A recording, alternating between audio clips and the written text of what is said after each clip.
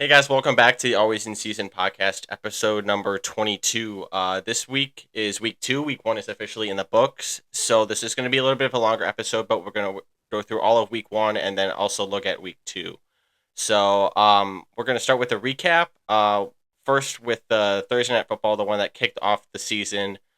Chiefs-Ravens. Chiefs won 27-20, and it was a crazy ending. Yeah, so I mean, what we do know, like Xavier Worthy is a speed Yeah. demon. Rasheed Rice is still looking special. Kelsey did have a quiet night. They ended up not really Mm-hmm. needing him to have a big night. The Chiefs' defense was concerning. That was probably their weak Yeah. point. Lamar looks more elusive and he looks a lot smarter. His Yeah. decision making is so much better. He's not just running every time he gets pressured. He is finding an open guy. Isaiah likely has been a warrior. He needs smaller cleats. That's how the game ended. Yeah. Is they had a game tying touchdown, and his toe was just Yeah. right on the line. It was disappointing. Um, you can't really script an ending more, Yeah. you know, more frustrating than that for Ravens fans. The Ravens did get an interception, but they have to be more aggressive. I think throughout the whole game, their Yeah. defense, I think, let um some of their some of the Chiefs' speedy weapons just get Yeah. open too frequently, which was disappointing.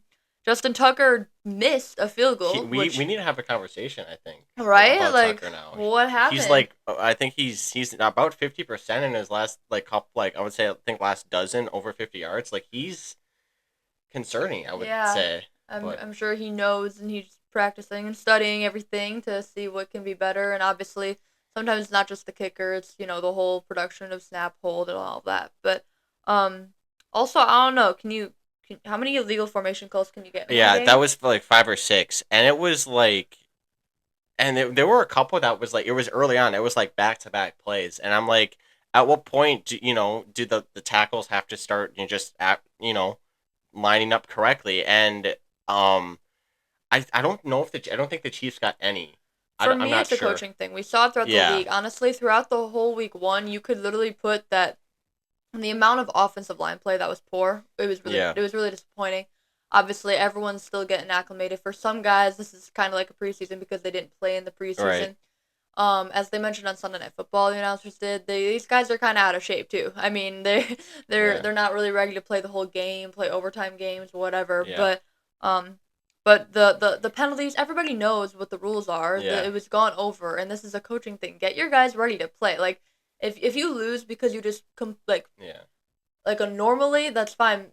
It happens, but losing, putting yourself behind the sticks Yeah. every single play, it's just ridiculous. So that was a frustrating game to watch, especially in the first half because of all those penalties. Yeah. Ended up being a really exciting game, but yeah, Chiefs did pull it out in the end against Yeah. the Ravens. Then we'll go over to Friday night. The game in Brazil. Eagles beat the Packers 34-29. Mm-hmm. Just I don't know. I have my thoughts on international games. That field was just horrendous. Guys were slipping and sliding. It wasn't just one team. It wasn't just like, slip here and there. It was like guys are just running their normal routes and they're just slipping because the field was not what it should be. Yeah, and there were pictures and videos surfacing the internet of how bad the field was.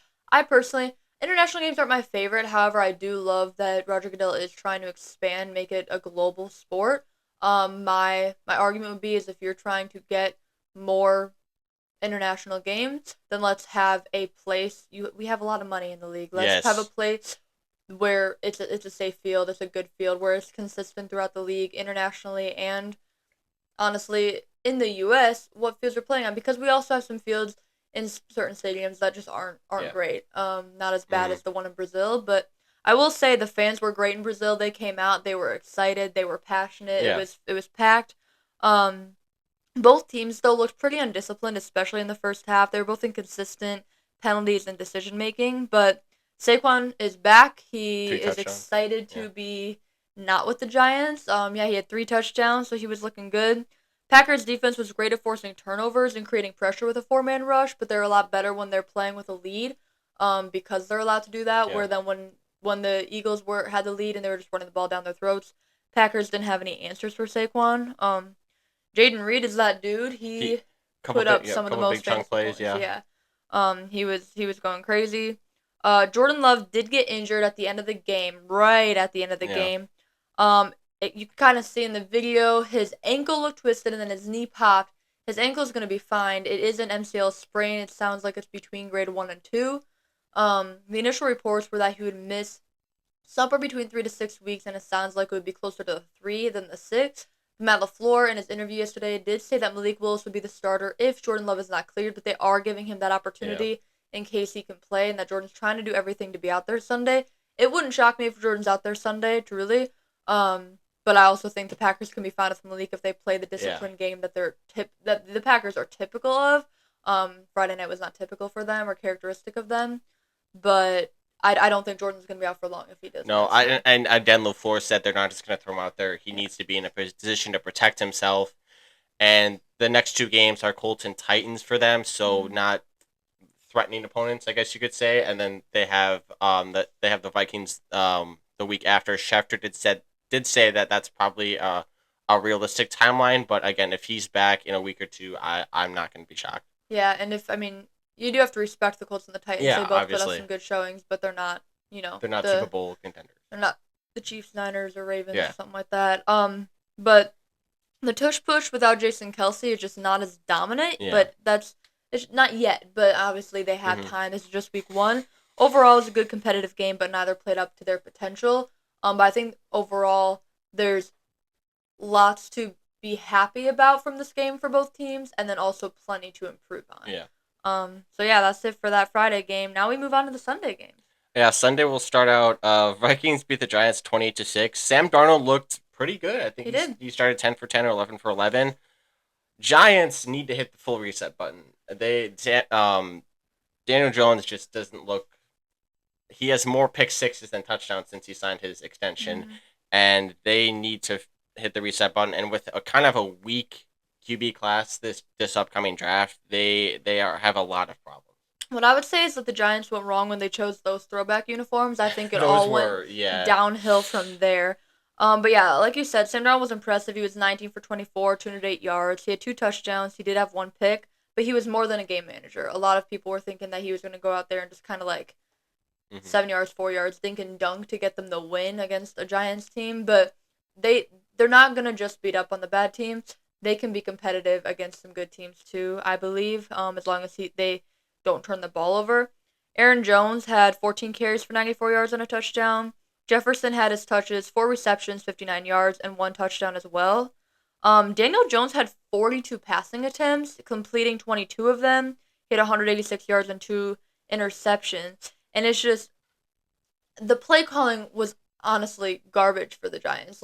You need to find a consistent run game to open up the pass. They never allowed that to happen. And then when your defense allows you to fall behind, then you have to go away from the run, which we saw in another game last night, where then they have to go away from the run. Yeah. They're relying heavily on the pass, and they just can't do that, especially when you have an offense that the Giants have, which is just not that great. Rookie Malik Neighbors had 5 receptions for 66 yards. But yeah, the defense showed some fight, but they were tired out because the Giants weren't showing anything. Yeah, Vikings got the win, which they should have. The Giants didn't show any signs of life. And yeah, like you said, Daniel Jones has thrown 3 pick sixes and only 2 touchdowns since signing his 4-year, $160 million deal. Yeah, I was one of the really bad games or tough games to watch. The other one was Saints-Panthers. Saints routed the Panthers 47-10. Bryce looked pretty bad. He threw some pretty bad picks. Again, it's not all his fault. They have a lot of issues in other places. And part of it, you got to give credit to Derek Carr, too. He was 19 for 23. And the Saints may be all right. But again, it's the Panthers. But I think it'll be interesting when the Panthers play the Giants this year in Germany. That is going to be an interesting game, to say the least. Yeah, that will be. Especially with an international game. Yeah. You just never know what you're going to get with the... But yeah, it seems like everyone scored for the Saints. Carr was 19 for 23, 200 yards, 3 touchdowns. The Panthers' offense couldn't get anything going. Saints' defense forced 3 turnovers and 4 sacks. And Saints kicker Blake Group made 4 field goals, including his career-best 57-yarder.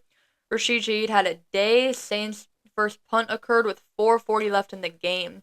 Saints won the time of possession 36 to 23 minutes. The Panthers had a rough outing. It's just week 1, but you got to move up from here. You got to show some signs of life. The offensive line, again, needs to give Bryce something to work with. You can't have your quarterback being sacked 4 times. And when they do give you something to work with, Bryce has got to make those throws. I think their offensive scheme, they just weren't really scheming guys open. They were hoping for somebody to be open. But yeah, give the defense time to rest and something to work with. But yeah, the Saints looked good out there. They were having fun. They had a lot of energy. They looked like a unified team, which was a really fun thing to watch. Next up, we have the Dolphins, 20-17 over the Jaguars. Jason Sanders hit a game-winning 52-yard field goal. Um, we'll talk about the Tyreek stuff a little bit later, but the Dolphins' offense did not miss a step. They had 400 yards, so they still look really good. Tyreek had another big touchdown. The Jaguars, I mean, they're kind of about what we expect. Nothing phenomenal, but again, the Dolphins' offense is really good. So we'll see where the Jaguars go from here. But a close loss in our first game winner. Yeah, the Florida Bowl did not disappoint. The Dolphins weren't in sync in the first half though. Their offense didn't look that impressive. They didn't look like themselves. The Jaguars did actually. They came out firing on all cylinders, but the Dolphins defense got things together and slowed down Trevor and the Jags in the second half. And then Miami's offense did what they did best. They got a couple chunk plays with their speed guys. And after missing a kick earlier in the game, Sanders redeemed himself by kicking the game tying and the game winning field goals. So good for the Dolphins. I think the Jags still have things to feel good about, just things to improve on. And I think the Dolphins as well is kind of it's one of the coach's favorite games, like Aaron Rodgers has pointed out, where they get the win, but they didn't play up to the potential as well. I think the Dolphins can score more than 20 Mm-hmm. points in a game. I think they can start a lot faster than they did, that kind of thing. So, but yeah, it was a really fun game to watch. Next up, Texans, Colts 29-27 Texans. This looked like what we expected. Both teams will probably be at the top of the AFC South. Mm-hmm. Um, Richardson had some big plays. He had a 60-yard pass to Alec Pierce. Off his back foot, he's got. I mean, we knew he had an arm, and he's looking so far like the number 4 pick. He did miss a few layups and a few easy plays, but just a close game. And the Texans still. I mean, they haven't really lost a step. Hopefully, they can be better than last year.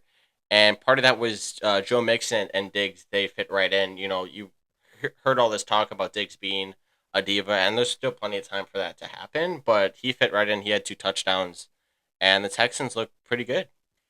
Yeah, CJ Stroud picked up right where he left off. He went 24 for 32, 234 yards and 2 touchdowns. Despite throwing an interception, Richardson did have a solid game. He had 212 yards and 2 touchdowns, went 9 for 19. Nico Collins and Alec Pierce are both dogs. Collins won 6 receptions for 117 yards, and Pierce had 3 receptions for 125 yards and a touchdown. Like you said, Diggs had 2 touchdowns in his debut. The Colts D was able to get 3 sacks against Stroud. It was the popcorn-filled game we were expecting, with the Texans pulling it out in the end with a 2-point win. This was really one of the more competitive Yeah, games. They looked like pretty even teams, but yeah, it did come out to the turnover. yeah. Honestly, that kind of changed the game. Patriots shocked a lot of people, and they beat the Bengals 16-10. The Bengals offense just couldn't move the football. That Patriots defense is pretty solid. Yeah, so this was a fun game to watch. Neither team looked incredibly flashy on offense, but the Patriots looked consistent and resilient enough to win. Jacoby Brissett did a wonderful job escaping pressure, especially on third down, making the throws when it mattered the most. The Bengals really looked like a mess. Joe Burrow and the receivers were just not on the same page. It was Bengals fans are mad. Like they're Yeah. livid. The Bengals are mad. And they played the Chiefs in week 2. I mean, they don't have anything easy coming up. But yeah, the Patriots defense was honestly feasting. Bengals defense did do a good job holding the Patriots to 16 points, but it wasn't enough, which is insane that it wasn't enough for the Mhm. Bengals offense. But congrats to Gerard Mayo on his first win as a head coach. Yeah. Next up, Bears beat the Titans 24-17. Caleb, talk about some rough debut. He was just missing passes. He couldn't hit any receivers. He's trying to extend plays, and he's getting sacked. They had 2 defensive touchdowns. They didn't have 150 yards of offense. Caleb didn't throw for 100 yards. And on top of that, Will Levis just has some head scratchers, some like dumb turnovers. His one pick six was like he was falling to the ground, just kind of shoveled it out there, and it was picked off. So the Bears they did pretty well defensively, but not really many positives from Caleb at all. This game was interesting. It was a tale of 2 halves for Will Levis, who was making plays and dialing it up in the first half, and then the second half, mainly the fourth quarter, he really gave the game away. Yeah. as well as the Titans' special teams turning it over, Mm-hmm. allowing a touchdown. The Bears' defense and special teams is what drove them to the win. The Bears looked pretty non-existent on offense. Caleb Williams went 14 for 29, 93 yards, no touchdown. It wasn't the debut he was hoping for, but they did get the win, and Caleb didn't turn the ball over, so at least he protected the football. Yeah. But yeah, he wasn't. I think he had a wake up call, like welcome to the NFL moment. This is not college Yeah. defenders. I think things were moving really fast. He just gotta wait for the game to slow down for Mm-hmm. him to show his true, like the best sides of him. Um, but yeah, I mean, both the Titans and Bears showed some promise throughout the game, but both are hoping to see more consistency as the years goes on, especially from the offenses. Next up, we have the Bills. Bills Cardinals. Bills won 34-28. They started out pretty slow. They were down 17-3 early, but they eventually figured it out. DJ Dallas for the Cardinals had the first kick return for a touchdown, 96 yards with the new kickoff. And Marvin Harrison had a very quiet debut, only one catch for 4 yards. This was a fun game. Kyler Murray was 21 for 31, 162 yards and a touchdown, and added 57 yards of rushing. And then Josh Allen went off. He didn't have many passes in the first half, but then later on, I mean, eventually had 80, went 18 for 23, 232 yards, two passing, and two rushing touchdowns. Cardinals defense did sack Josh Allen twice, while Kyler was able to avoid the rush. But both kickers won 2 for 2 on their field goals. It was an electric game, but the Bills edging out the Cardinals in the end. Yeah. The next game is Steelers beat the Falcons 18-10. Justin Fields did end up starting, but they didn't score a touchdown in the most Steelers way possible. They did not score a touchdown. They had 6 field goals. Leaned on their defense as always. Fields looked all right, and the Falcons are they got to get there yet. They're not obviously not where they need to be, and Kirk kind of struggled a little bit. Yeah, this game was kind of meh. Like, Yeah. what we do know, the Falcons' offense was not in sync. Justin Fields can still run. TJ Watt is a menace and didn't Hmm. allow the Falcons' offense to do anything. Mike Tomlin had his guys prepared to win a gritty defensive battle, where the Falcons, I think they were needing more from their offense in order to pull out a win, and they just couldn't get that. Chris Boswell is Mr. Reliable, going 6 for 6, and he had 26 fantasy points. Next up, Seahawks Broncos 26-20. This is kind of a game. It was like about kind of what you expected. Both Bo Nix threw 2 picks, which wasn't great. But the Broncos had 2 safeties. They had 7 points. Family had 7 points, but it was 2 safeties and a field goal. So Broncos, yeah, Bo is looking like a rookie, even though he's pretty experienced, and good offensive balance from Seattle between the run and the pass. Yeah, it was Bo Nix's starting debut. Broncos D started out strong. They picked off Geno. The Broncos scoring was hilarious at one point. They had a field goal and two Yeah. safeties. You're not gonna see that again. And the first touchdown of the game was a rushing touchdown by Geno, and then a pass from Geno to Charbonnet. But later on, Bo Nix got his first touchdown in the NFL with a 4 yard rush, but he did have a really bad Hmm. interception. In the game, it wasn't a great showing by either team, but the Seahawks definitely looked more together, more consistent, and made first downs when it mattered. And McDonald gets his coaching Hmm. debut win, so good for him. Yeah. Next up, Chargers beat the Raiders 22-10. Raiders had 3 turnovers. You're not going to win with 3 turnovers. J.K. Dobbins looked phenomenal. 10 rushes for 135 yards. And I think one of the I would say the unsung heroes was Joe Alt. He had a lot of one-on-one with Max Crosby, and he kept Herbert clean. Um, I saw some film from it, and it was like Crosby just tried to bull rush him, and he was not moving. So it seems like early on that Herbert has at least one solid protector. So Yeah, and to look at the other side, Michigan threw for over 250 yards and a touchdown, but he did have his pick as well. He seemed to have a good rapport with Jacoby Myers, so was also able to target Devontae a little bit. But ironically, on paper, the Raiders should have won. They won in passing yards, hmm. first downs, third down efficiency, less punts, less penalty yards, and more time of possession.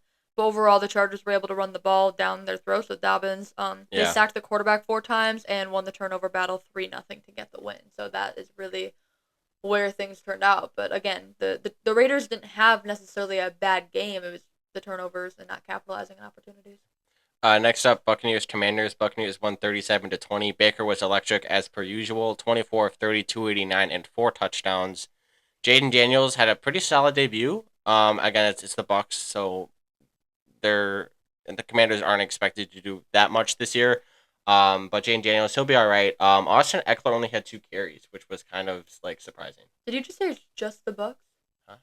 No, I said it is the Bucks. Oh, okay, okay. But yeah, Baker was baking. He was dialing it Yeah, up. Jaden Daniels, had the best rookie quarterback performance. He looked the most NFL ready. yeah. He went 17 for 24, 184 yards. He had 88 rushing yards and 2 rushing touchdowns. But we still need to seem to be able to make throws in Mhm. the NFL and especially in the red zone. Especially as teams get film on his running ability, if they know, okay, as long as we keep him contained, then they're not going to do anything. Mhm. Like, he's going to have to figure that out. Mike Evans had 2 touchdowns. He was the same old reliable guy. Chris Godwin also held one in, as well as Jalen McMillan. Commanders were 0 for 2 on field goals, where the Bucks were 3 for 3. On paper, it was pretty even in most areas, except 2 big differences was third down efficiency and punting. Bucks only punted once, and they were 9 for 13 on third down, where the Commanders punted 3 times, and they were 2 for 8 on third down. The Bucks were the more consistent team, and the Commanders' D could not stop Yeah. Baker. Next up was the America's Game of the Week, Tom Brady's debut. Cowboys won 33-17. That Browns offense, most of the offensive line, they had no answers for that Cowboys pass rush at all. And you walk away from this game, and you're kind of like, Deshaun. I know it's not his fault, but he didn't play well. Part of it is Dallas also, and Dallas looks like the regular season team that we kind of expect them to be. One of the people who had the best games this week, the best, possibly the best coaching game was Mike McCarthy. He Mm-hmm. had one heck of a play calling game. I mean, it was masterful, especially against a talented, aggressive, Yes. smart Browns defense. But yeah, the Browns offense was a mess. They had 2 starting offensive linemen out. There was bad passes, drop balls, poor decision making. It was really disappointing from the Browns. They need to improve fast. But yeah, the Cowboys looked like they're normal regular season selves, and congrats to Dak for getting paid, which we'll go over later as Yeah. well. Next up, was it the primetime game now? Sunday Night Sunday Football. Night Football. Rams Lions. First overtime game. Rams already battling injuries, unfortunately. Stafford, he got his ankle rolled up on a few times. Puka went out. He's now on IR. I think they lost an offensive lineman, so already they're kind of not where they want to be, at least health wise. And the Lions' offense looks fast. They look very good. But the NFL, once again, with this overtime, they need to fix their overtime rules. I can't stand. I hate the fact that a team can just go out, score a touchdown, and end the game. I don't think that. I don't like that at all. But Interesting. It was a heck of an opening Sunday Night Football game. Cooper Kupp is that dude. So is Jameson Williams. Both kickers were 2 for 2, and these were very even teams. It was a true overtime yeah, deciding game. But the Lions dialed it up beautifully in overtime, ran the ball down the Rams' yep, throats, who had no life in overtimes, yeah, and the Lions were able to walk off with a touchdown, and Stafford never got to touch the ball. But I mean, these are the rules we've been living with. Like yeah. it's no news It's not to new, no. the Rams defense looked absolutely pathetic. They just folded in overtime. Yeah, But yeah, I mean, I think the Lions just made a few less mistakes than the Rams. Like that's just kind of what it came yeah, down to. But yeah, I mean, it was a really really fun game. Again, even teams. Hopefully, the Rams do have some depth. They also have a really smart team, smart coaching staff where they know how to win even hmm without certain guys. But yeah, the Puka Nacua loss is big, so hopefully they can come back healthy in a few weeks. yeah. The one shocker was Stafford threw a red zone pick, which was really shocking, and then also the Lions could have put the game away, but then Goff threw a pick, so it was like nobody really wanted to win this game. But yeah, like you said, overtime, that was just a complete domination. The Lions were like, okay, we got the ball, we're gonna score, Yeah. and the Rams could not stop it. Last game of the week one season was Niners Jets. Aaron Rodgers made it through a game. The Niners looked like the Niners. McCaffrey did not play. Um, they won 32-19. As Rodgers had one good drive, but other than that, it was just missed. They were out of sync with basically all of his receivers, and I think Brees had a fumble. It was just kind of not great from the offense, and then their defense did not help at all. Niners, they have running back depth. They showed that. Jordan Mason, undrafted free agent, ran all over the Jets defense, and the Jets just have a lot to figure out on both sides of the football. Bang bang Niner gang. Yeah, They live together. They have a great team. Jets took a bit to find their offensive rhythm. 49ers took a bit to find the end zone. yeah. The offensive difference was telling. Even though the Niners were without McCaffrey, who is the best player on their team, definitely on offense, they have so many playmakers. For the Jets, it really looked like it was just Rodgers to Garrett, and then Brees Hall didn't have a great running game. hmm And they had to move away from the run as the Niners continued to extend their lead. So then the Jets were forced to throw the ball. And again, Rodgers, he did not have anybody, like, he didn't trust anybody. He was just Yeah. Garrett, which eventually led to interceptions, led to bad passes by Rodgers. Eventually, later in the game, Lazard started opening up, and Rodgers started throwing to him, but it was, like, too late where they were already down. The Jets had two turnovers, a pick, and a fumble. But want to run a game for a Niners backup, Jordan Mason, he was great. 28 carries, 147 yards. Yeah, Fantastic. But Rodgers can still sling the ball. He can. It's just that they're inconsistent right now. He can still take advantage of free plays. But the Niners were the better, deeper team. The Jets have a lot they need to improve on. And Jake Moody is a really good kicker. But I'm sure he won many fantasy teams. Yeah. Fantasy games last night. Yeah, and fun fact, this game was a scoregami. 32-19. Yeah, it was. I saw that last night. So. Yeah, but it was a really, really telling game that, the Jets, I know a lot of people are like, oh, they got Aaron Rodgers, they have a good defense, Super Bowl. Their defense did not show up enough, especially in the second half. And the end of the first half, the offense, they just don't. I don't know if they don't have enough weapons or if Rodgers doesn't trust them. I think it'll be a lot better if Breece Hall can get the run game going. They need that. They really need that to open up the pass game more. But the 49ers were clearly the better team, and that showed. But it was a great week one. Like, I had so much fun with watching all these games. But what we'll say, week 2 is, like, far more important than week 1. Yeah. And, like, week 1 is great. It's fun. But there's going to be teams that won yesterday that they might only win, like, 2 more games. Yeah. Teams that lost that are going to be 1, 2, 3 seeds in the playoffs, maybe win the Super Bowl. So everyone's got to relax a little bit on some things that happen week 1. We love overreacting. But overall, some really competitive games and a lot of fun storylines.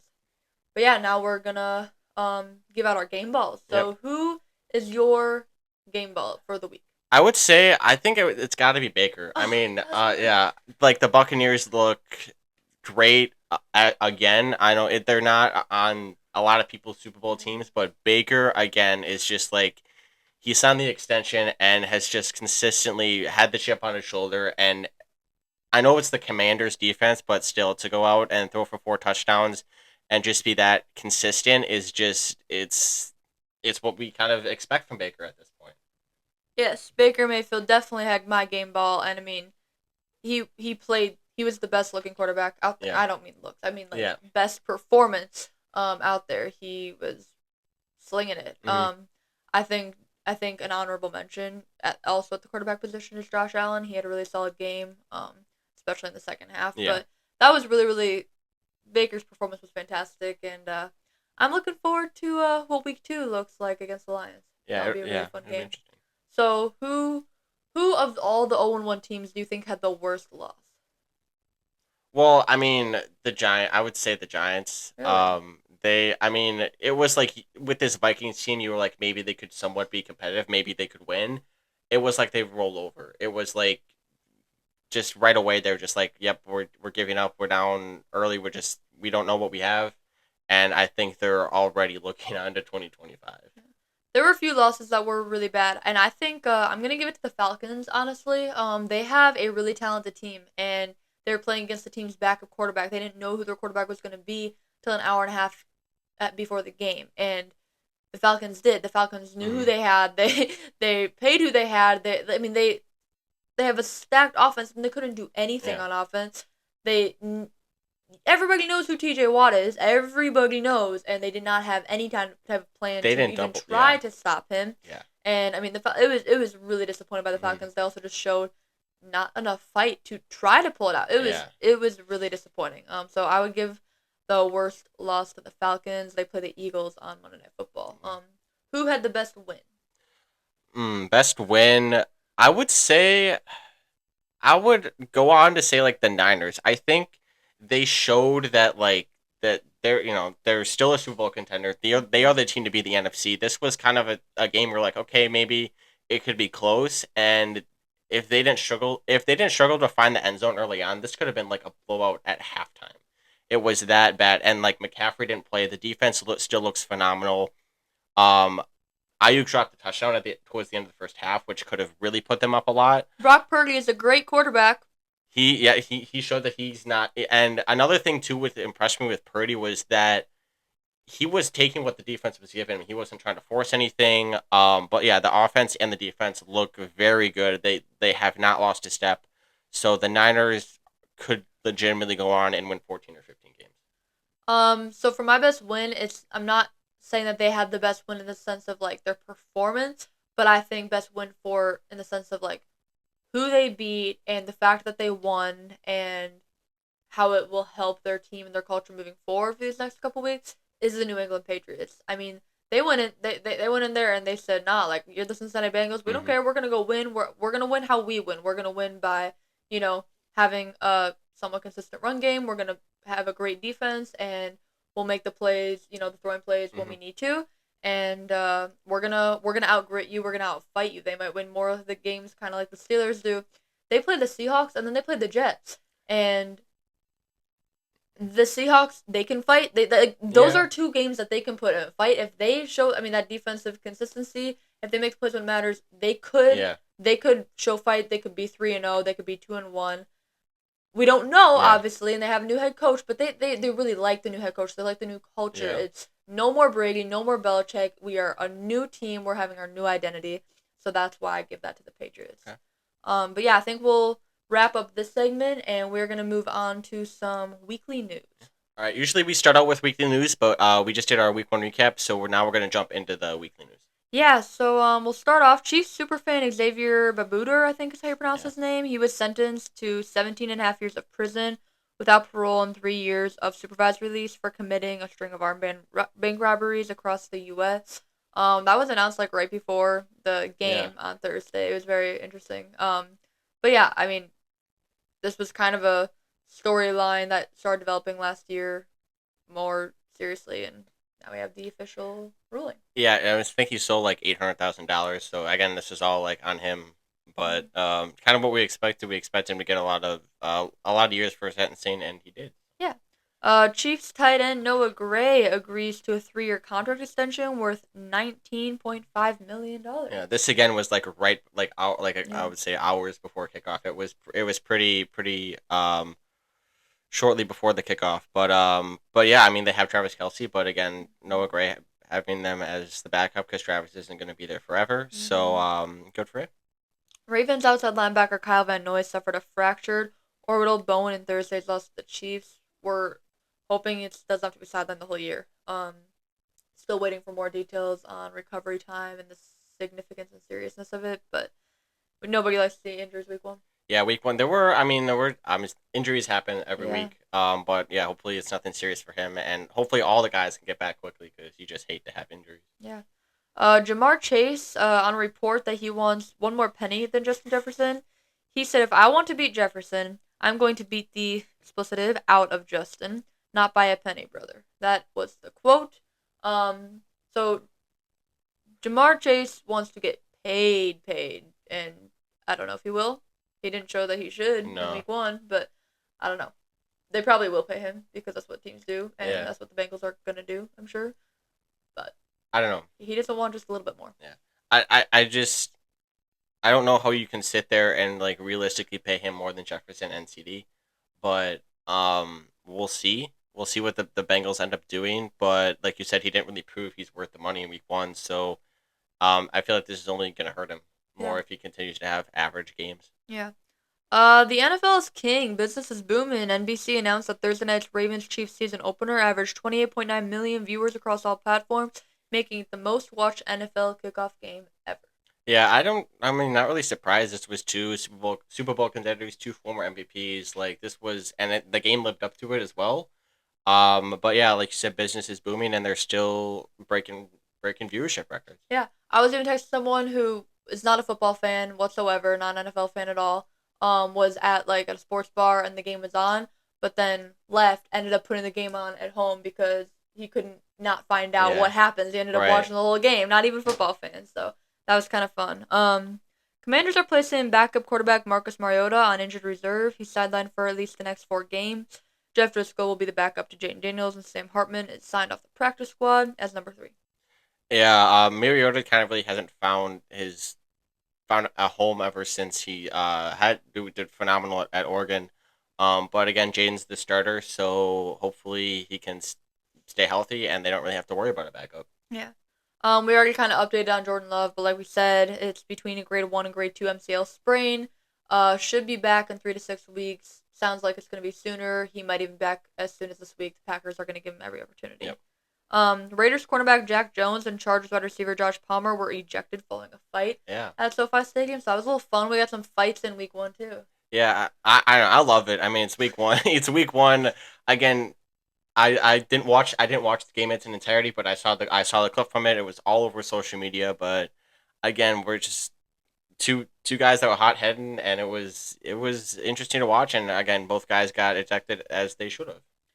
Cowboys tight end Jake Ferguson, he went down with a knee injury, and he is believed to have suffered an ACL tear, or not Oh suffered yeah, an okay. ACL tear, but because those X-rays were negative, but the MRI, we're still getting updates on how severe the injury Yeah. is. But they thought it was an ACL. It sounds like they avoided a big one though. Yeah, I thought I saw somewhere. I don't know if this is true, but it was an MCL sprain. And he was week to week, but again, kind of in that same. I would say similar to Love, where it's Yeah. just kind of like you gotta take it week by week. Yeah. Bucks cornerback Bryce Hall suffered a dislocated right ankle and fractured fibula in the win over Washington. He was carted off the field in the air cast. Tough blow. He probably is out for the year. Yeah, I would assume so, unfortunately, but yeah, big blow to him, and just it really sucks for guys that work so hard to get to get to week one and play the whole season, and then their season's unfortunately cut short. Yeah. Browns Pro Bowl tight end David Njoku, he suffered a high ankle sprain in the loss to the Cowboys. Again, tough blow for these teams, especially. I mean, Njoku was a really solid target for them last Yeah, it year. was a Pro Bowl last year, I believe. And they have some weapons, like all their offensive weapons, but Njoku's kind of like I think Brady said it too. Like having a good tight end does like it's a safety blanket for Mm-hmm. quarterbacks. So hopefully he can be back sooner rather than later, because the Browns need to figure it out. Yeah. One of the worst injuries was for Panthers defensive tackle Derek Brown. He suffered a knee injury against the Saints, and it could be season ending. He is probably Panthers' best player, definitely on Hmm. defense. He had signed a 4-year, $96 million contract this offseason, which was well deserved. And yeah, he got injured. It looks like it's serious. Yeah. Unfortunately for him and the Panthers too, because I mean, really, they don't have many bright spots, and he was one of them. So prayers up to him, and hopefully he can come back. But again, it's not really looking great for him. Yeah, so Jets edge rusher Hassan Reddick, he's been holding out and he continued to hold out. He forfeited a game check of nearly $800,000 for missing the season opener, and then an additional of almost $800,000 for each game he will miss if he continues to hold out. This is on top of more than 5 million in NFL mandated fines that he already has accumulated. I don't get it, man. If you don't want to be there, I don't know. You're not really you're not really doing anybody any favors. You're the Jets act like they don't really need you. I mean, they're fine if you want to sit out. They're like, okay, fine, go ahead. They're not gonna give. They're not. They've already said they're not gonna give him an Yeah. extension or trade him. So he's just gonna sit there and pay the fines. Yeah, So they could have used him yesterday. You yeah, just play. You're on the team, brother. yeah, Play. Aaron Rodgers, Enigma, new documentary series is coming December 17th. That will be one to watch. yeah. I know people are like, oh, I'm nobody asked for this. I'm not gonna watch it. You're gonna watch it. It's People, about Aaron yeah, Rodgers. it's You're about gonna Aaron watch it. Rodgers. You're gonna watch it, even if you hate the guy. You're gonna watch it, so you can try to hate Hmm. on him more. But it's not. It's just about his recovery. Um, after he tore his Achilles, it's just about his road to recovery. But it'll be interesting for sure as one of the more interesting guys in the league gets a documentary. Yeah, I don't care if you like or dislike the guy. It's an NFL player, and you get insight on an Yeah, NFL player, and that's always cool. So I don't know. I don't know why people are hating on it. I yeah, mean, you can hate on him, whatever. That's your but choice, but you're gonna watch the yeah, documentary. With Puka Nakua going on IR, it's a new PCL sprain, so he is as soon as he return is October 20th versus the Raiders. They play the Cardinals, Niners, Bears, and Packers coming up, and then they also have a week 6 bye week. So that bye week might help if he doesn't seem ready. So it mm, might be week 7, but yeah, again, it's not a great news for the Rams, yeah. but they do have some weapons still on offense, and just hoping that Nakua can heal quickly. Yeah, this was the same knee injury that kind of popped up in training camp. They thought that he had gotten past it, and he just re-aggravated it, and just did not feel right, and then unfortunately PCL tear, and he's out at least 4 weeks. Yeah. The Browns signed wide receiver Kadarius Toney. Hopefully give them some more firepower on offense to help their offense. But they Yeah, still need the O line to yeah, block to get a pass out. right. But yeah, good for him to find a home. The Bills and right tackle Spencer Brown have a 4-year, $72 million deal with 45 million guaranteed. So this is a big deal for him. This was just announced a few minutes ago, Hmm. actually.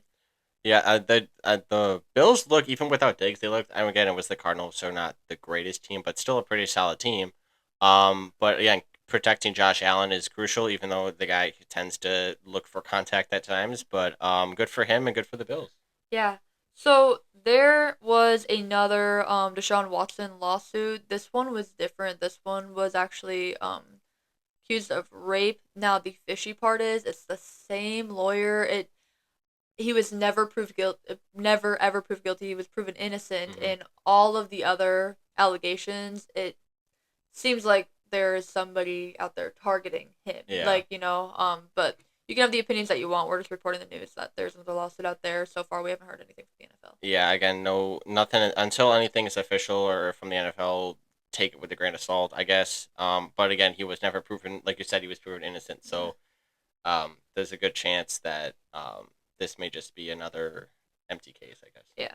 And then lastly, Tyreek Hill received 2 citations. He was not officially arrested before the game versus the Jags. The body cam footage was released. You can judge for yourself of the video. One of the officers on the scene was forced to take a leave of absence due to how they handled the situation. The Dolphins made a statement, said, we were saddened by the overly aggressive and violent conduct directed towards Tyreek Hill, Calais Campbell, and Jonnu Smith by the police officers before the game.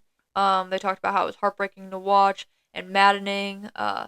And what if I wasn't Tyreek Hill is a question that will carry with resounding impact. Um, and yeah, they just continued to have a strong, positive relationship with the Miami Police Department.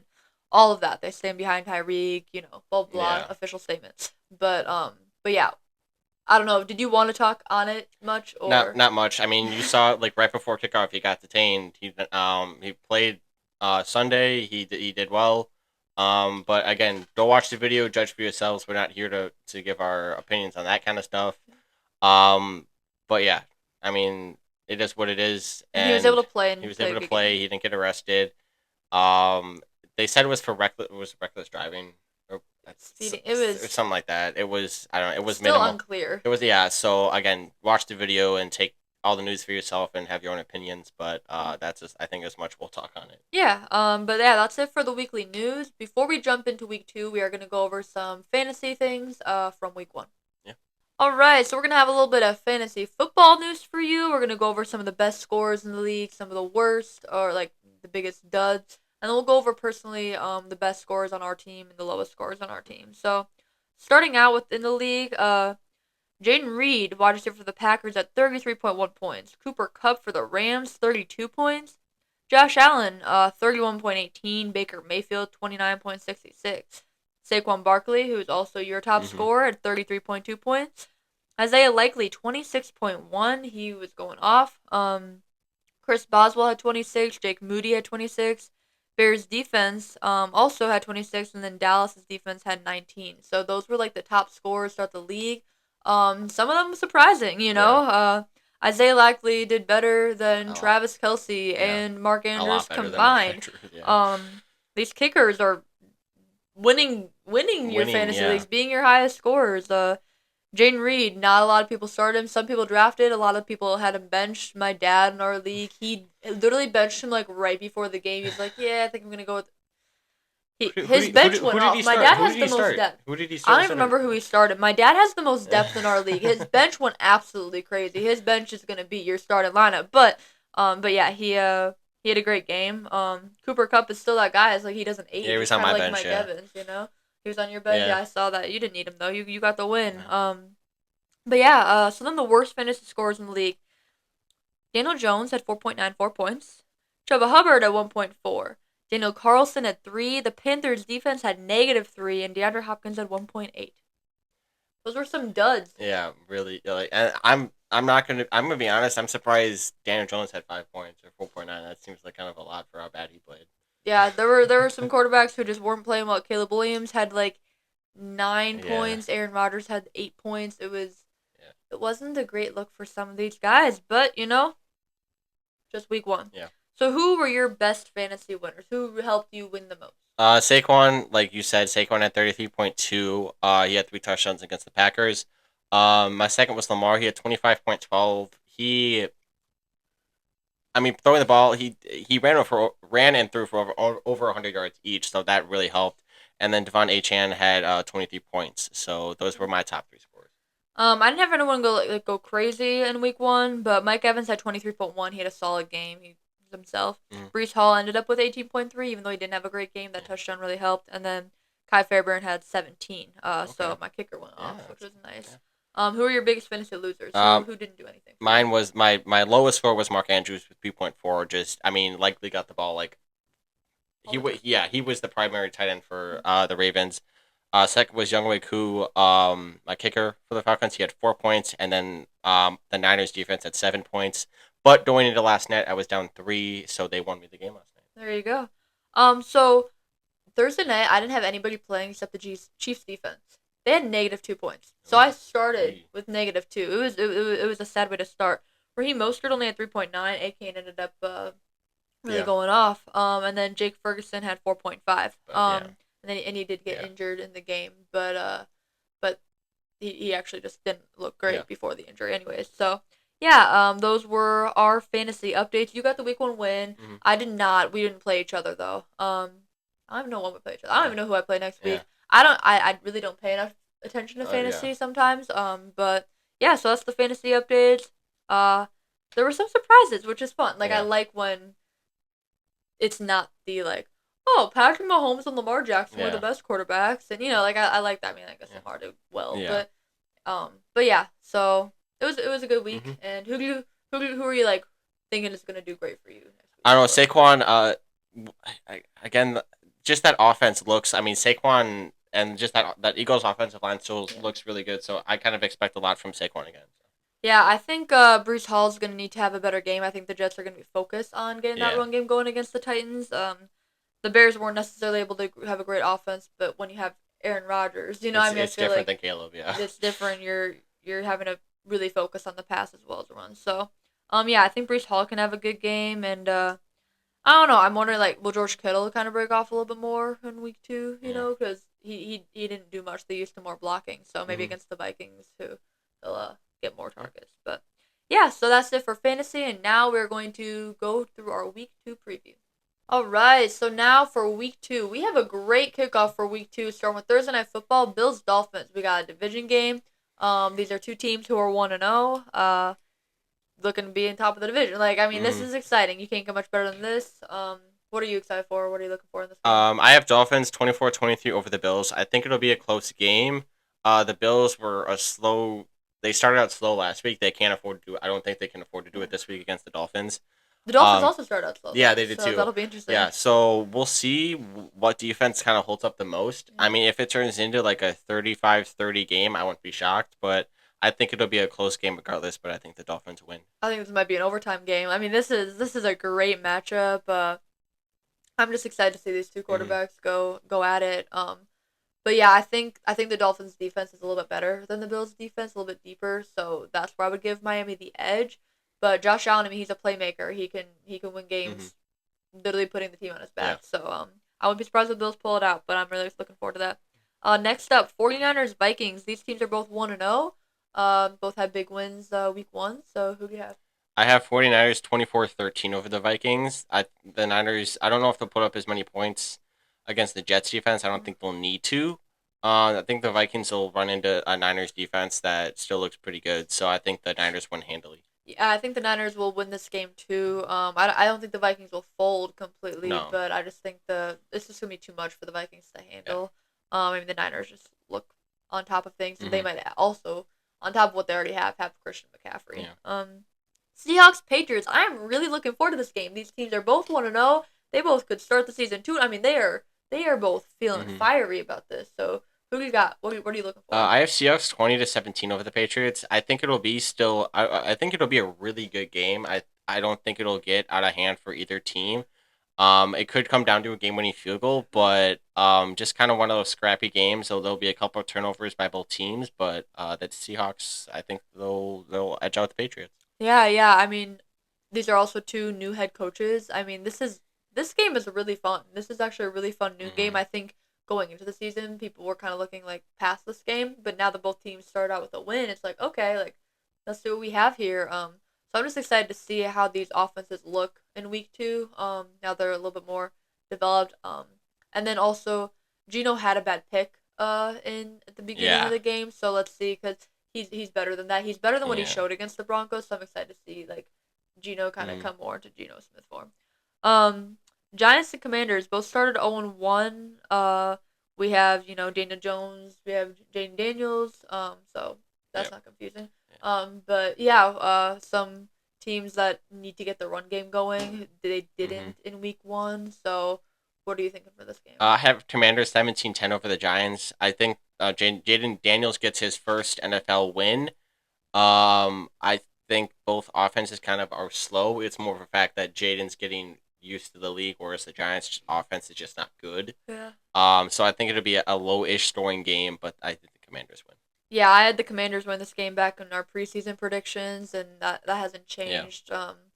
They showed more fight than the Giants did. They have more talent, I think, overall, and yeah, I'm excited to see Jane Daniels with his first win. That's what I think as well. Chargers Panthers, some more new head coaching matchups. Chargers are 1-0, Panthers are 0-1. I Mhm. think Chargers are gonna win this game. Yeah, They just have some more fight. I have them handily winning 20-10.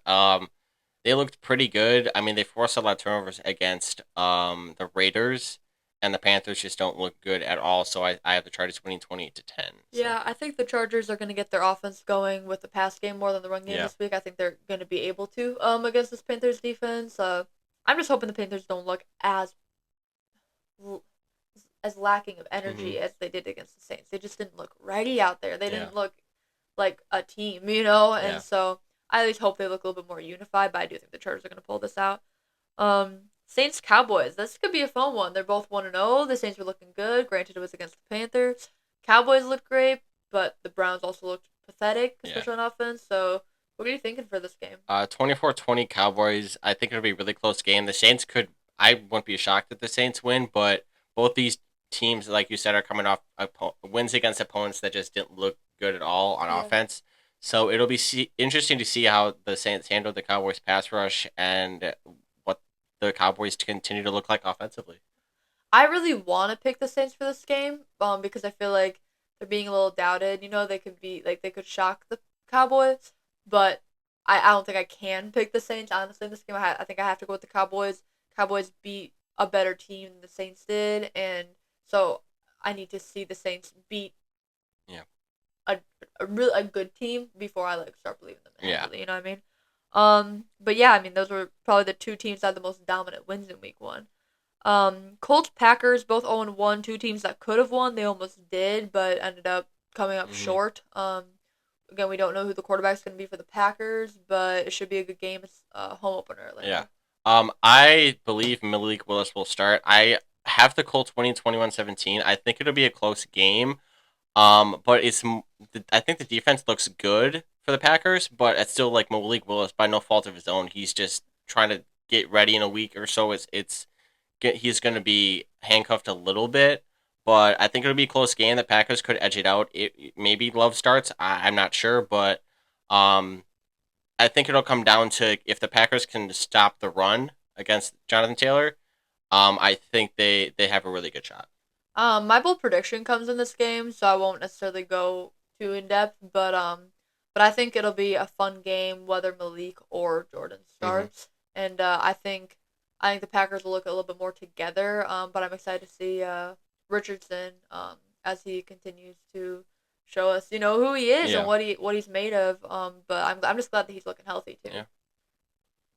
So next up we have Browns Jaguars, both 0-1, both teams that feels like they're better than what they showed. Mm.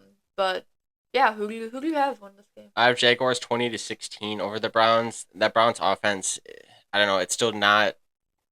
There's so many question marks. I think you could obviously start with the O line, but then Hmm. it's comes back to Deshaun Watson. The Jaguars, Trevor Lawrence, I think he kind of puts it together a little bit more this week, and I think they win. They beat the Browns. Yeah, I It's don't a know tough about one. this game. It is really tough. I On paper I would say the Browns. I think they overall have a better team, but I was not impressed with the coaching job. Not just Hmm. Kevin Stefanski, the whole staff. I just was not impressed, and so that's why I'd give the edge to the Jags. They look more together. Doug Peterson's a great coach. And they showed fight against the Dolphins. They should have had that game. They just gave it up in the end. So I'm gonna say the Jags pull this one out, and the Browns end up starting 0-2. Unfortunately. Jets Titans both 0-1. Titans had the win and gave it away. Jets never had the win. They didn't look great out there. Hmm. So this will be an interesting one. It is in Tennessee. Yeah, I have Jets 24-13 over the Titans. I think they figure it out. Rodgers isn't gonna be. It's not gonna take him long to figure it out. And then this Titans defense didn't look. They looked all right, but it was more of like I don't know. That was a really sloppy game between Titans and Bears, and I think the Jets, with Rodgers, I think they'll figure it out and hopefully get that run game going. And yeah, I think the Titans kind of and Will Levis, more importantly, I think he continues to struggle. Yeah, I think the Jets will win this one. I think you'll see more consistency from Hmm. both sides of the ball on the Jets, especially against the Titans team that is still young, still figuring things out on Yeah. both sides of the ball, honestly. But yeah, I think it'll be a fun game. I think it might be closer in the first half, and then the Jets end up pulling away in the second. Buccaneers, Lions, NFC playoff teams. I mean, both 1-0, both feeling good. Who do you have? I have close one 30-28 Lions, but this could go either way. The way Baker played week one, the way I don't know that line secondary. Even though they addressed it, they're still young. They're Mm-hmm. still. I think Baker can expose them. Um, but I think it's going to come down to that Lions offense with Jamison Williams and Jameer Gibbs. They're just fast, electric players that the Bucks defense needs to contain. So I really, really like the Lions. I really do. I think they're a really good team, a well coached team, a lot of energy. I don't know though. I just think the Bucks are gonna pull this one off. I think they're gonna surprise some people and start 2-0. And um, but I think it'll be a close game. I do. I don't think either team's gonna look like that out there or mm, anything. All right, Raiders Ravens. Raiders are 0-1. Ravens are 1-0. I think Ravens have this game. They're just the better yeah. team overall. They're trying to bounce back from a almost win on Thursday Hmm. night. They had more rest as well. The Raiders, I just don't think they have enough talent to beat Yeah. this team. I have Ravens 35-20 over the Raiders. I think they put their foot on the gas. They don't slow down. They are frustrated about how Thursday night football ended, and they are going to make a statement and put up a lot of points. Yeah. Rams Cardinals. This is a great game. Oh, two teams who are 0-1. It's a division game. They both looked pretty good. Hmm. Just didn't pull it out in the end. I don't know. This is actually a tough one to pick. I have Rams 21-17 over the Cardinals. The Rams look good. They're injured, but I just think they're more experienced. I think they're better coached. So I think that's going to help them in the end. But I think it will be a close game. I like to agree with you. I think they are better coached. I think they are more experienced, but I think the Puka Nacua injury is going to be big in this game specifically. I also think Marvin Harrison's going to come out more in Hmm. this game than he did week one. I think the Cardinals are gonna edge this out, and the Rams are gonna be 0-2, and people are gonna be like, "What is going on?" I think the Rams will eventually figure it out, but I think Hmm. the Cardinals have this game. Helps that they're at home as well. Bengals Chiefs. Bengals are on one. Chiefs 1-0. Chiefs showed way more life than the Bengals did. Bengals are embarrassed. They're mad. Joe Burrow and the Bengals seem to do well against the Chiefs in the regular Yeah. season. So who do you have? I think it'll be a better offensive showing from the Bengals, but they still lose 28-21. It's the Chiefs, so it's kind of hard to go against Mahomes, especially of how the Bengals and the Chiefs looked week one. But again, we could see maybe the Bengals figure it out, but if they start 0-2, that's not great. I think the Bengals figure it out, but the Chiefs win on like a game-winning field goal. Okay. I think it's gonna be a heartbreaking loss for the Bengals, but at least we see more of like, okay, this is what they Mm, look like. Steelers Broncos. Steelers are 1-0. Broncos are 0-1. Both teams that weren't great offensively. Both had interesting, games. weird games. Yeah, both coming off weird games. Who do you have? I have Steelers 17-14 over the Broncos. This is still another defensive battle for the Steelers. I think I don't we don't know if it's going to be Fields or if it's going to be Russ. Probably Russ, but again, we don't know. Fields didn't look horrible. He He didn't can he run. didn't have a touchdown. But still, so I think it'll be a close game. I think Bo throws at least another pick because it's just that Steelers defense. He's gonna I think he's gonna meet TJ Watt a couple times. Exactly. That's where I have this game. I think the Steelers win because again of their defense. I think that it's just gonna be too much for the Broncos and Bo Nix to handle. That is just not a defense you Yeah. want to go win your second game in the Yeah. NFL. Sunday Night Football: Bears Texans. Bears are 1-0. Texans are 1-0. Two young quarterbacks, and this is where I mean, Cedar Stroud had a great rookie season. So Caleb Williams and all the other rookies, but Hmm. especially Caleb Williams, is going to be continually compared to Cedar Stroud. Now they're going to be going head to head. I think Texans pull this out. I think Texans are the better team. I don't Yeah. think Caleb Williams gets his first win. It's Sunday Night Football. It's in Houston. Texans Stadium's going to be rocking. What do you think? Yeah, I have Texans 24-14 over the Bears. I think Caleb has his first touchdown, but I still think he doesn't look great. There's a chance he could turn the ball over. But like you said, this Texans team is just better. They're more experienced. I think they're better Yeah. coached. They have the better quarterback. They have the better defense. I would argue. I know the More Bears weapons. more weapons. I would say the Bears had two defensive touchdowns, but again, some of them is just dumb mistakes that could That just the be Texans aren't that. going to give them. Yeah, exactly. So I think you said it's a harsh environment for Caleb to go into week two. But yeah, I just think that Caleb still kind of is figuring it out, and the Texans win. Yeah. Falcons Eagles Monday Night Football. I'm not gonna say too much on this because I have a bold prediction in this game, but Falcons are 1-1. Looked not good enough. Eagles are 1-0, and they didn't play up to their potential, but they got the win. Saquon looked great. Yeah, I have Eagles winning 28-17 over the Falcons. I think the Eagles offense still looks good. The Falcons defense or offense is still trying to figure it out in Kirk. I think Kirk does better. I don't think he turns the ball over, but I think the Eagles offense is just too much. Yeah. So So that's it for the week 2 games. Do you want to give your bold predictions? What's your first bold prediction? I think that in the Chargers game, I think that I don't know how bold this is, but I think Herbert throws for 4 touchdowns. Okay. I think, like you said, I think their passing offense gets going, and against that Panthers defense, he throws for like 304 touchdowns, and he looks really good. So. My bold prediction: Patriots are gonna beat the Seahawks. They're gonna start 2-0 and be tied for the top of the division. Cause we'll find out. Bills Hmm. Dolphins. I mean, unless that ends in a tie, but Bills Dolphins, someone's gonna win, right? Hmm. And then the Patriots will also be the other 2-0 team, and that's gonna be exciting going into week 3 against the Jets, who is a division opponent. Hmm. Like that's what I have. What's your number 2 bold prediction? I Ravens. It's in the Ravens game. I think Lamar throws for 4 or 5 touchdowns. Ooh. I think they're very focused on him running the ball, and I think that's gonna like. I think Lamar. I don't know if he's had a 4 or 5 touchdown. I don't think so. Maybe once. I know he hasn't had Against the five. I Dolphins, know. he had a perfect passer rating. I know he hasn't had five. Maybe four, but I think he has a lot to prove this year, and I think he can still run. But I think he's going to shut up a lot of people that were like saying, "Oh, he was making short passes week one and this and that." So, yeah. My bold prediction is actually the Falcons Eagles game. I think the Falcons look like a completely different team in week 2. I think Bijan has 2 rushing touchdowns and Kirk has 2 passing touchdowns. Yes, on Monday Night Football. Hmm. Hmm. And I'm not necessarily saying that the Falcons are gonna get Yeah. the win. I just think that they're gonna look a lot better, and I wouldn't be surprised if they Yeah. surprise the Eagles. And because I think the Falcons, the reason their offense struggled so much was because of Leicester's defense, and I don't think the Eagles have a defense that has somebody like TJ Hmm. Watt, where it's like we can't stop him. Yeah. I think the Falcons are really well coached. Kirk is very smart. He's a good film watcher. They're gonna fix those Yeah. mistakes that they had.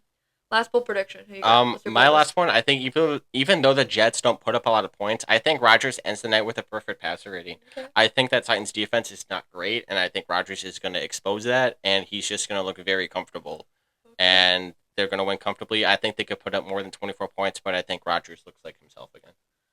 My boldest prediction comes in the Packers Colts game. I don't know how bold it is or not, Yeah. but I think 4 different Packer players score touchdowns, and I also would not be surprised if one of those is a defensive touchdown.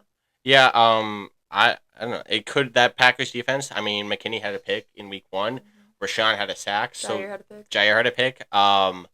So they've shown that they can take the ball away, and offensively, obviously guys like Wicks and Dobbs really didn't get going, and then Jacobs too. But I don't think that's they have so many weapons offensively that there's really no true number one, and I think that helps them a lot. And this team is a very unified team where I feel like if Love is out, or even if he just is less, as a Yeah, starter, I think that this team is a team that's going to rally hmm around that, and they're going to play extra hard. And I think they're all disappointed with how they went out yeah, there, so that's why I feel like a home opener, they're yeah, just going to kind of yeah. come It out helps a rocking. lot that it's at home. That Yeah, helps a lot. yeah, I think they're going to come out rocking in the field. Hopefully, these teams aren't slipping. Yeah, But it's yeah, Lambeau, so I doubt it. that's it for our week 2. I think that's it for the Yeah, podcast. yep. But yeah, we're excited for week 2. Do you have a game you're like looking forward to the most? I don't. I think it'll be interesting with like you said, Colts Packers. I think with Malik Willis, if he is there, which I think that's probably where they end up being, Mhm. how he performs. But I would say yeah, that one I'm interested, or the Lions Bucks. I Yeah, think that's going to be a shootout, and that one I will be watching that game. So I'll be watching every game. yeah, The Lions Bucks is so fascinating. I'm also excited for that Cardinals Rams as well as the Bengals Chiefs. hmm But there's a lot of, I mean, every game. yeah, You start with the Bills Dolphins. Like yeah, that's such a good game, and I don't know. There's so many hmm to look forward to, and the possible outcomes, the yeah. possible storylines coming out of these games also just makes me that much more excited. So hope my fantasy team does better Yeah. this week. Yours got just Got, keep on track, yeah. But yeah, that's it for week 2, and we'll see you guys next Wednesday.